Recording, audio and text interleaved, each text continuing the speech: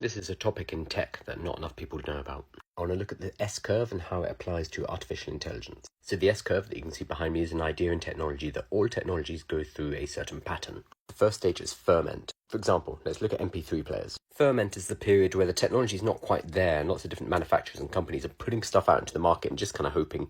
At this point you see a lot of experimentation, lots of new things being tried out, most of them are crap. Then one day something hits. The definitive form of that technology comes out. This brings us into takeoff, the next stage. At this point, companies start to compete around a single concept. In the case of MP3 players, everyone was comparing themselves to the iPod. We're seeing that right now with ChatGPT. ChatGPT are the one to beat. After many years of ferment, the public release of ChatGPT is what took us into the takeoff stage. ChatGPT is now the one to beat. It's the benchmark that everyone's following. Personally, right now, this particular week, I think Claude is better. And each of these companies is going to be releasing updated models, competing week by week by week, always pushing the technology forward.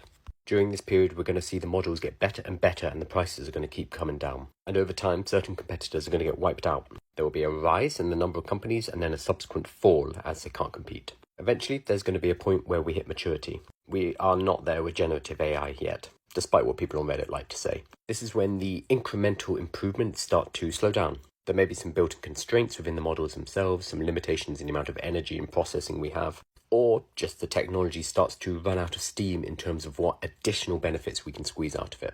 Does this mean the end of AI? Does this mean that AI is just a fad? No, not at all. The pattern that we see is that one technology will be superseded by another. A disruptor will come in and basically blow the first one out of the water. You don't see many people with iPods anymore because it's now built into the iPhone.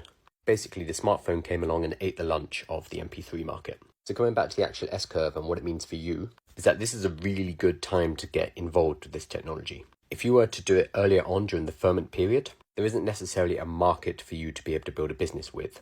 That's where the innovators, the inventors live, but not necessarily the people building large businesses. Conversely, at the maturity stage, there is less to go around, more competition, and only the big boys remain. Being instead in the takeoff stage is really exciting. This is where the most opportunity lies for you as an entrepreneur or somebody who wants to start or grow a business. And on that note, obviously I have to tell you that I write an AI entrepreneurship newsletter. It's free, link in bio.